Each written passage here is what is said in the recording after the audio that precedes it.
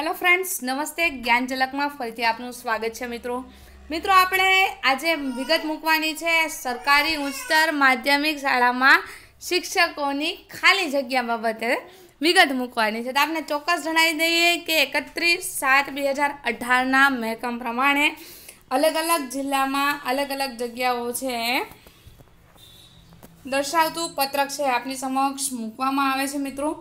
જેમાં જૂનાગઢમાં કુલ 19 જગ્યા છે, ભરૂચમાં 2, બોટાદમાં 8, પાટણમાં 10, રાજકોટમાં 15, ભાવનગરમાં 26, મહેસાણામાં એક પણ જગ્યા નથી, પંચમહાલમાં 26, દેવભૂમિ દ્વારકામાં 20, જામનગરમાં 12, અમરેલીમાં 15, અમદાવાદ ગ્રામ્યમાં 8, વલસાડમાં 6, તાપીમાં 14, કચ્છમાં 94, બનાસકાંઠામાં 40, મોરબીમાં 15, ગીર સોમનાથમાં 11, સુરતમાં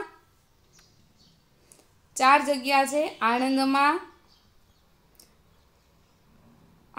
એક પણ જગ્યા નથી, નર્મદામાં 16 છે, સાબરકાંઠામાં 4 છે, મહીસાગરમાં 13 છે, વડોદરામાં 1 છે મિત્રો, સુરેન્દ્રનગરમાં 6 જગ્યાઓ છે, 23 જગ્યાઓ છે, પોરબંદરમાં 4 જગ્યાઓ છે, છોટાઉદેપુરમાં 8 જગ્યા છે, નવસારીની અંદર વાત કરીએ તો 2 જગ્યા છે, અરવલ્લીની વાત કરીએ તો 1 જગ્યા, અમદાવાદ શહેરમાં 1 જગ્યા છે મિત્રો, દાહોદમાં 1 જગ્યા છે અને ખેડામાં મિત્રો દાહોદમાં 14 જગ્યા છે અને ખેડામાં 2 જગ્યા છે। આમ 443ની ભરતી સરકારી શાળા માટે આવવાની છે। તો ચોક્કસ આપજો, પાસ કરી લીધી હોય એક્ઝામ અને રાહ જોતા હોય તો આપની માટે એક શુભ સમાચાર છે આપને મળી રહ્યા છે।